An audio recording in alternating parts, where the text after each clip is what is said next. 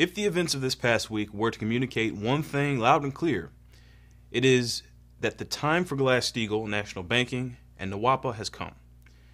But with Barack Obama in the White House, the time that still exists to enact those policies may be swiftly cut short by the thermonuclear conflict with Russia that Obama is committed to.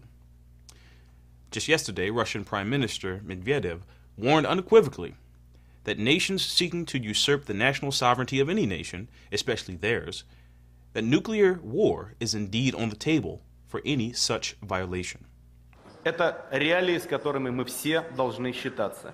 И государственной власти придется дать на этот запрос свой, надеюсь, эффективный ответ. Доктрина государственного суверенитета. Она не должна размываться, даже если это удобно для достижения каких-то текущих политических целей. Вплоть до цели избраться на соответствующую позицию. Это просто опасно для мирового порядка. А примеров посягательств на доктрину суверенитета в последние годы было очень немало. Чего стоят и военные операции против иностранных государств в обход Организации Объединенных Наций, заявление о том, что тот или иной политический режим потерял легитимность, причем заявление со стороны иностранных государств, а не со стороны народа соответствующей страны, введение всяческих коллективных санкций в обход международных институтов. Все это не улучшает ситуацию в мире, а последствия скоропалительных военных операций в иностранных государствах обычно заканчиваются одним – приходом к власти радикалов. Я уже не говорю, что в какой-нибудь момент такие действия, которые подрывают государственный суверенитет, могут закончиться вполне себе такой полноценной региональной войной. И даже, никого не хочу пугать, с применением ядерного оружия. Об этом должны помнить все. This statement is an obvious message directed to the Obama administration indirectly and the financial power that controls it. Since the illegal war launched in Libya last year and even the more unlawful assassination of Muammar Gaddafi, the administration has done nothing but show a disgusting abuse of executive power and criminal disregard for domestic and international law, a disregard that nations like Russia and even high-level U.S. military officials view as threats to national sovereignty. Russia has repeatedly stated that that is the issue over military intervention in Syria and Iran. Sovereignty.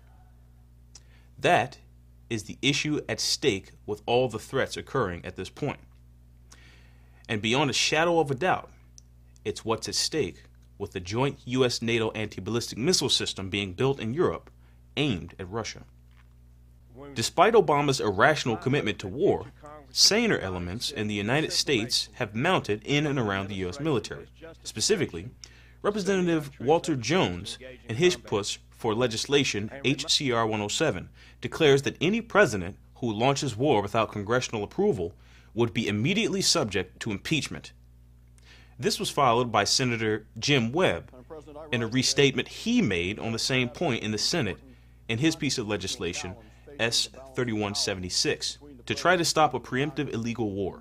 So far, they stand virtually alone, and that in and of itself increases the danger of nuclear war. While Jones's and Webb's legislation is despicably still outstanding in both houses of Congress, the U.S. House of Representatives has passed a resolution on Iran that moves the United States much closer to a war footing against Iran. And as many experts and diplomats like Dan Shapiro, the envoy to Israel from the United States, warn, America is ready to attack. The non-binding resolution H.R. 568 that overwhelmingly passed 401 to 11 effectively calls for a military attack on Iran when it obtains nuclear weapons capability.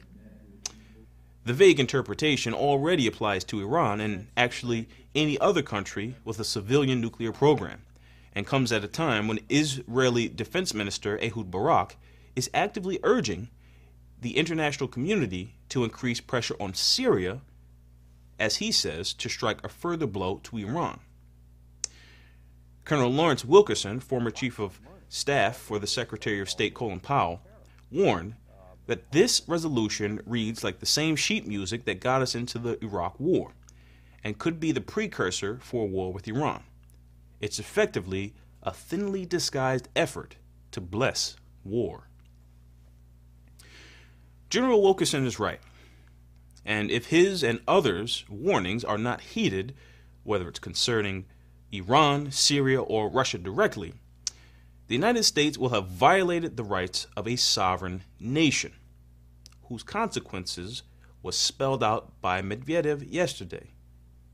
Those consequences being a thermonuclear war, threatening the annihilation of the entire human species. That is President Obama's commitment. Therefore, there is no discussion of war avoidance policy that does not include removing Barack Obama from office.